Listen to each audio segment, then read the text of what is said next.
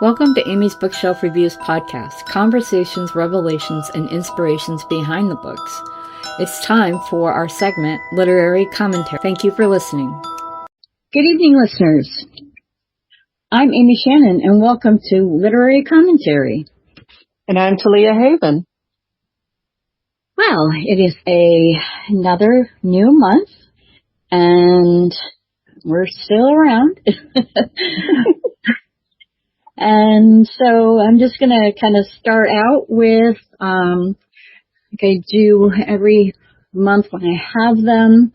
I have some new releases coming up. And just a reminder, authors, if you have book releases coming up and you want your book reviewed, you can email me, because I take requests all from that. If you haven't been on have a book read by me before, I am only taking referrals from publicists and publishers, but I've also made exceptions for people who have been approached by the fake Amy Shannon and Amy's Bookshelf Reviews. So I've been reading and reviewing people that have been, or at least tempted to be scammed by someone pretending to be me. So I just wanted to put that out there. So, and if you ever, and just a note too, that anyone, if you, a lot of authors have been receiving all these emails. They're pretending to be real people, publishers, publicists, book reviewers such as myself, but they're also pretend that they're heads of these book clubs that don't exist. When I send out emails, I have a watermark and information in my signature line, which makes it longer than normal. And always make sure when you read an email that you actually look at the email address, and make sure that, you know where it's coming from. And of course, if you are uncertain, you can always forward me the email and I will, let you know if it's, legitimate or if it's a scam. And I have that on the internet, so when people Google me, they can see that someone is impersonating me, which really sucks, But anyways, moving forward to this month's releases, Dr. Dale Atkins has released another children's book called Dear Dear. So it's DEAR and then DEER, and that comes out on June 2nd. Then we have Meryl Brandt McTiernan, What You Should Worry About, also coming out on June 2nd. Inga Simpson's The Thinning, coming out on June 6th. Melina Druga, Midlife Melody, coming out on June 9th, which, by the way, is my birthday. And Nicole Haydenberg, Deadly Portals is coming out on June 16th. So those are the releases that I have for June. And it also turns out that June is audiobook month, which was very interesting. I didn't know there was actual thing, so I guess it is a thing. So we are going to really talk about audiobooks, the trends, the pros and cons, and various things that will come up on this topic. A long time ago, I don't even remember how long ago, but probably more than 10 years ago, I put one of my books on audio, and I did it through ACX, and then I got an email recently that said we are changing the way royalties are going to be dispersed. The way it used to be is that you had to make a certain amount, sell a certain amount of books in order for you to get paid. My audiobooks, I only sold like 6 or 7 back then, and So I have not gotten paid for those, and neither has the narrator, because we made a deal. If you hire a narrator, you can either pay them up front, or they can you could split the profits of your royalties. So he has not been paid either. And ACX has nothing to do with this. Even though ACX and Amazon, they coexist because they're owned by the same company, as well as Audible.com. They also are owned by one company. But if you are using virtual voice if you have that ability, not all authors have access to that, but many do now, where you can create an audio book using AI, and you get to select the voice and all that. And I've done it just to see how, and it doesn't sound too bad. It sounds kind of interesting because the voices are getting better. They're not more like, monotone and computer. They have more emphasis and, diction and things like that. So, but as I was saying, ACX, I had to go in and agree that, okay, whatever their changes were, that I agreed to that. And so there's that. So anything on your end about audiobooks?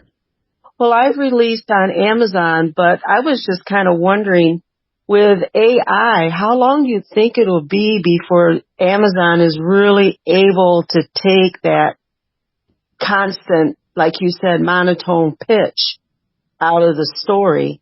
Because mine is released through Amazon, and it's just like a simple read. Once in a while, you get a little bit of emotion, but not a lot. It's nowhere near the skill that a human being has. Yeah, I agree. I totally agree on that. I mean, I did it to try it out, and really I did it for the ones that I still have on Amazon. Still moving in the process of doing it.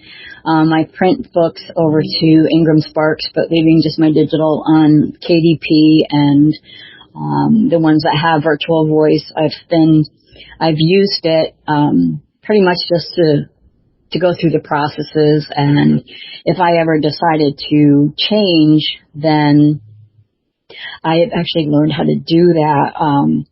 I have a client of mine, he went through the studio, he's a voice actor and an actor, and he recorded his own audiobooks, so each chapter, and he was having such a hard time getting ACX to publish them, so that say that they're when you upload them, there's no errors, things like that. So he asked me if I could try, and I did, but I learned in going through the process, and there was when I first uploaded the file, there was a couple errors, so I looked up to see what those errors meant, and then I did some research. I was able to find out what I needed to, what program I needed to use to edit these audiobooks, and also do the process of making them compliant. And I was able to. It took me a while to get it done, but I did, and he just let me know, because the first time I did it all, it was like, it didn't go through. He's like, I told you, I always have problems with this, and I'm like, okay, let me just go through the files one more time, and I redid every single file, and I guess at one point one had been slightly cut off, so when I redid it, it didn't get cut. I made sure it wasn't cut off, and then he sent me an email. He's like, thank you, it's been published. And I'm like, you're so welcome. Because they get this. No, I know. Next. Yeah, it's so frustrating. And I feel for them, especially when I'm trying to help them. And I'm like, a lot of times I'll say, okay, you got to send the email, but I'll write it for you, and you just send it to KDP or Amazon or whoever they're dealing with. And I had this other client who was having trouble getting royalties. He never got royalties for any of his books from KDP, and all the information is correct. So I wrote this very tactful email, and I sent it to him like, you can use this. And he's like, that's way too nice. I'm changing it. I'm like, okay. Don't tell him I wrote it. And did he get any results when he went on the snarky side? Oh, he's still waiting. And I feel bad, I can only do so much, on my end because I'm representing them. And a lot of times, with Amazon, they want that person. So sometimes I'm like, okay, I'm writing on behalf of this person, and this is their information. As long as I have their information and OTP and all that stuff, they don't usually give me a problem.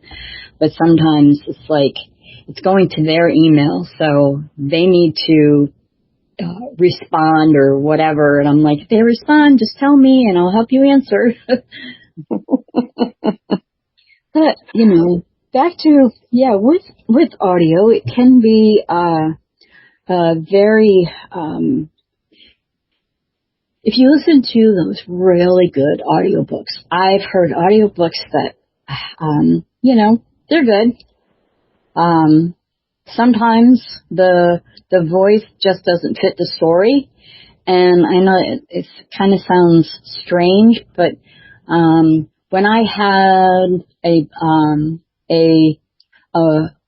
have a few books that have a main character who is male, and so when I selected a voice, I wanted a male voice, and if I have some that are female lead characters, then they have a female voice, and the voices they all say the same thing, the same little bit of text. Yeah, and sometimes it gets it. And there's always, you're like, oh no, I need something like this, and there's not that. Like I have one book that my main character, he has a Texan accent because he lived in Texas for so long. He called it his home, and then he moved to Oklahoma. But I couldn't find a virtual voice that had that type of accent, and that went perfectly with the story. The way they would pronounce things, and I had to, when I did that book, I had to do a lot of research of, what kind of, phrases would a Texan say, part of their dialect and their normal conversation, so, and then, putting on audio, it's, you gotta say it the way they say it, So. Right. You gotta have the accent and the slang and the pronunciations on the vowels. Exactly. Different from region to region in the United States. I mean, I don't think we hear it as much as a European would hear it, the different dialects. Yeah. And I know, and some people, it's weird because when I talk to my aunt lives in Georgia, and she's lived there for so long. She has a southern accent, and I don't know what it is, but after we'll talk to her on the phone, and then it's like I pick up her accent for a little while. I'm like saying y'all and everything. I'm like, wait a minute. I sound like my aunt. For some reason, it just comes like I'll just pick it up, and I don't know, but it's like, sorry, I'm not making fun of you. It just, my brain says, talk like you. But, whatever. Things happen, and yeah, they do. And I'd have to say that my favorite audiobooks have got some music in the background too. It kind of, if they're in like a party or something, there'd be like a faint something in the background of music, right, which is always kind of cool because it helps put you into the scene. Where when you're reading the book, you're at the party, but if you listen to the book and they take the time to really get into it, you can, almost put yourself there. Yeah. When my audiobook was done, the man who did it, he was amazing. And he used something, I don't know what it was, but when he was just narrating the story, but then when he was talking about, had a scene where a person was talking on the telephone, he actually had some kind of muffled it just slightly so you would get that sense that, oh yes, they're talking on the phone. And I thought when I heard that, I thought that was so cool. And then sometimes he would put in like a little, a little sound effect, like, cause, the character had a swinging kitchen door and it squeaked until it stopped. So he added the squeaking of that to make that, it was something that was like, it was very meticulous because the main character is very eccentric. He likes to, walk around his house naked, just wearing 2 different colored socks. But there are certain things that he could always count on, and the squeaking of that door until it, stopped swaying, and that was like one of them. So, for the narrator to make a note of that, I thought that was, very cool. Yeah, that is pretty neat. Those little details that and tone of voice too, because I would assume, and I've never had a book turned into audiobook with the exception of Amazon, and it just is just read. But it seems to me that when I listen to the audiobook, if you read along, they take away the sentence that says, well, the voice got low, and all the actor does is make the voice low, and they cut that, it's like they do some editing to simple things, which is really kind of cool too. Instead of listening to, well, the voice got low, and you just, you know what I mean? You know what I mean? Exactly. Yeah. Like, or when you're being snarky or something like that. Yeah. Or you're being sarcastic, and you just, there's a tone. It's like, It reminds me of, when my cats only listen to me when they're being like, I tell them they're not supposed to do something, like being on the table or scratching at the carpet that they like to do. My kids tell them not to do it, and I'll just say, hey, stop it. And that's my mom tone. And the cats listen to that. They're like, oh boy, I'm going to stop this and run away. So yeah, there is that tone. I don't have to use it with my kids anymore because they're grown, but moms have that tone. Did you have to have yourself edit out those little details of voices and whatnot before you did your submission, or did they just go through and got rid of? They just went through little cue words that let the reader know. That is exactly what he did. He, cause I just put in, I had to separate the book. You give them a sample so they can, you have narrators who, like, basically they're auditioning, and a sample that you want them to read. And it's always important to pick out one that you really like, okay, this scene is really major, so let's, pick that scene, and see how they do. And it's, all I did was I just had to separate the book itself into individual chapters, because when he did his recordings, they have to, they have the introduction, and then everything, all files are separate, whether it's prologue, introduction, ending credits. If you, each chapter or section, however you do it, everything is an individual file. And, you kind of, I find I like it when an author can do their own book. I think it's very cool, because they know the characters, especially if they have that, that powerful, strong voice. And, but there's a company that we were going to talk about. I'm just going to throw it out there that, they are, it's something I'd never seen before from an audiobook publisher. And I'm talking about Pro Audiobooks, and I'm not just talking about them because I know the owner virtually.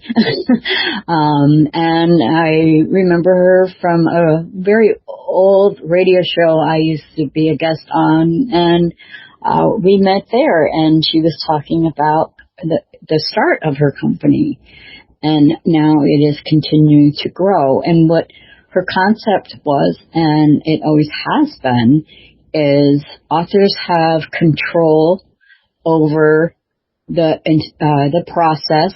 They make decisions. They're involved every step of the way, but also for audiobooks, the royalties are a bit higher than normal audiobooks, and I know that they use, depending on the book, they will use one. Sometimes they'll just only have to use one narrator. Sometimes they use several. It could be 2, 3, 4, 5 narrators, and they're pretty much voice actors. And I had the privilege to sit in one of their meetings, their company meetings, and I finally got to put faces to the staff that I've been emailing, and they've been emailing me for reviews and stuff. And so they just it was very cool, and I asked them how they did it. Were they all in the same room? And they said that sometimes they would be in the same room, but they were always somehow connected. So the other person knew what the other person was doing. So when it was their turn, whether, a lot of times, and I've read I've listened to so many of them that, there's two characters having a dialogue, so you're getting those characters' voices. Right. And then you have the overall narrator, but also these are voice actors. They're not just narrators. And I do know, depending on the size of your book, it can be, for, people, with low budgets, they may have, the prices can be pretty, they might be out of somebody's range in their own budget. But I also know that they have it so they have payment plans to produce your book. I know an author, and anytime I refer an author, I get like a finder's fee once their book has been published. An author told me that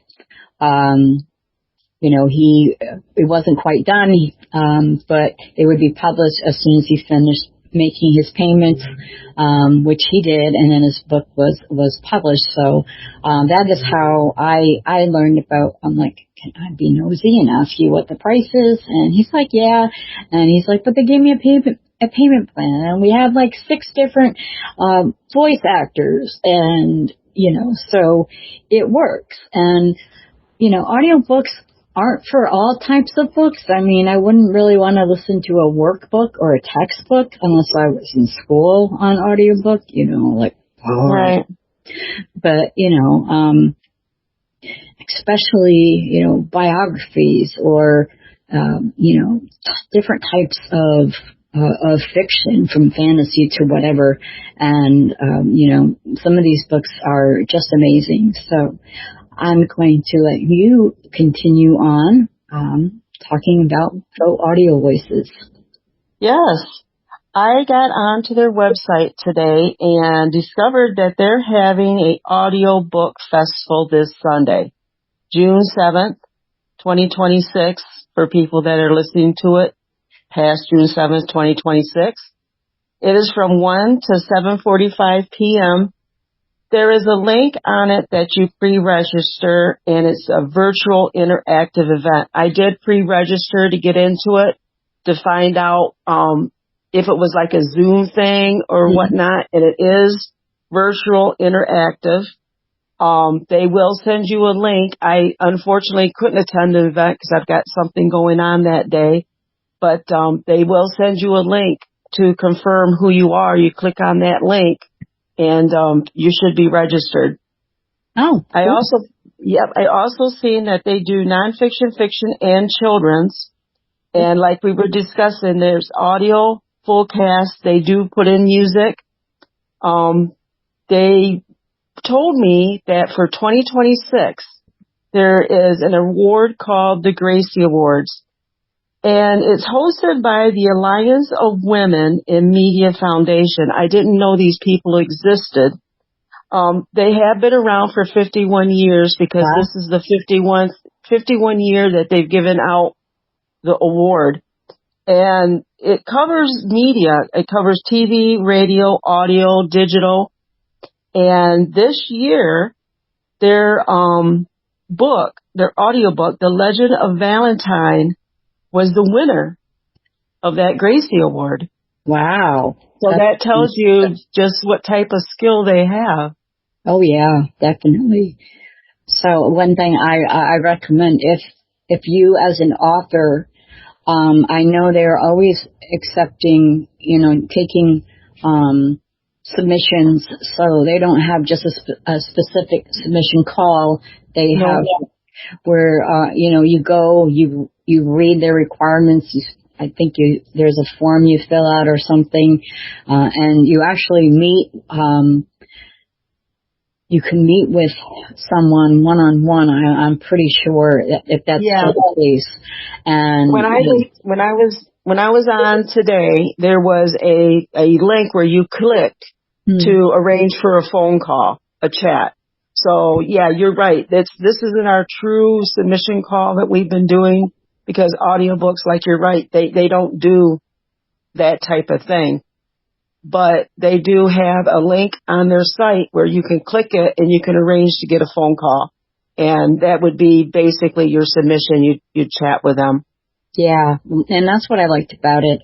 Cause I've done it. So just not because I was going to do an audiobook, but sometimes, the CEO, Becky, she's very busy. And if there's something that I need to discuss with her, then I'd rather talk to her. I will go in and make an appointment, get that booked, and then she'll call me on that time, and we'll do a video call if there's things that we want to talk about, rather than just go through email or something like that.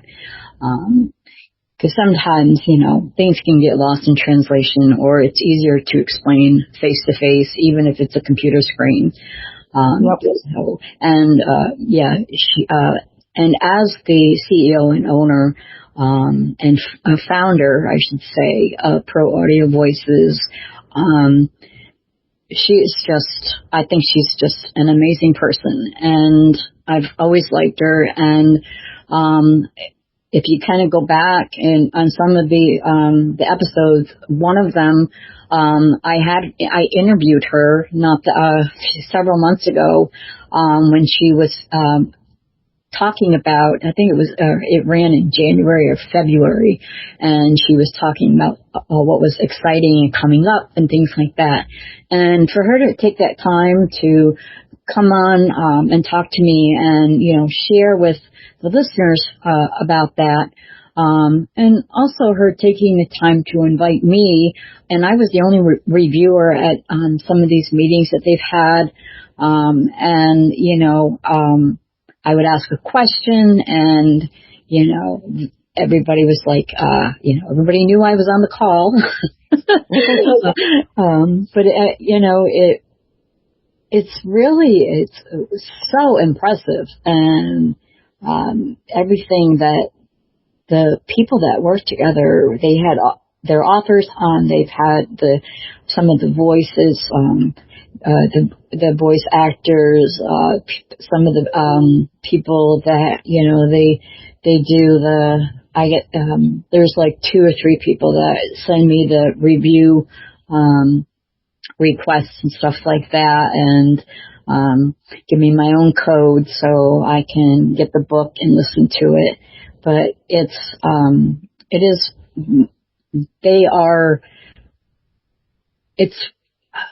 I want to say it's going to be, it's like a really big deal. It's a really big thing that they're doing. And I want to use the word trailblazer because I can see others kind of trying to follow in their footsteps because they take it to another level. And I'm not just saying this because I know the people and I've worked with them. And, there are some publishers that are, they're not as approachable. And then there's a lot that I communicate with. I mean, I get a lot of publicists that contact me. Once in a while I'll get an agent, but usually publicists. And lately it's been a lot of publishers contacting me directly to review books for their authors. And so it's, some are more approachable than others. And I find, and these are not a small press by any means, but I think they're leading the way, and other books, maybe other audiobook publishers may kind of try to follow in their footsteps because what they produce is amazing. And if you're an author and you're thinking about it, go on their site, look for books in your genre, and they have where you can just listen to samples of, like you can on Audible, or, listen to a sample before you decide to buy. Listen to a few of them. And it's the same thing that I tell people if they want to be on the show, listen to, listen to all the shows. Well, listen to some, listen to more than one. And, so you kind of get the feel of what it's about. And I think that's important. Especially if you're going to invest money or time or both into something, that's, something that you should really do, especially these days when you sometimes you're like, oh, there's so much. What do I do? And I do that on a daily basis, going, oh, what the heck am I supposed to do? And, you take that deep breath, you listen, you try to decide. And even if you're not sure, take the step and at least do the one-on-one and see if that's something. But, listen to the examples first. And so, look for one that may have one narrator versus some that may have a couple, and listen to those samples, and you can see, you can hear the difference if you've listened to other audiobooks in the past. And also when I mentioned Becky, the founder and CEO, she also is one of the narrators. So, that she does do it, on some books. So I think that's pretty cool that she does that as well. She's not just running the company. She is the company. Right. So, that is what I've got for June. So, thank you, audience, for listening, and feel free to comment on this show or any show. Join me again next week for more great conversations. And if you want to check out my work, just Google me. I'm Amy Shannon. Be safe, be well, and always be kind. The pursuing Alemanni halted their chase, unwilling to follow them to a certain death. We must! He yelled, yanking the Empress into the abyss as the flaming carriage spiraled through the air beside them. Valentine slowly removed his palms from her eyes with tender care, unveiling the world before her. A profound silence enveloped them. Then, in a voice trembling with apprehension, Agatha whispered, "Something feels different." Thank you for listening to Amy's Bookshelf Reviews podcast. If you wish to be a guest on the show, you can go to amysbookshelf.com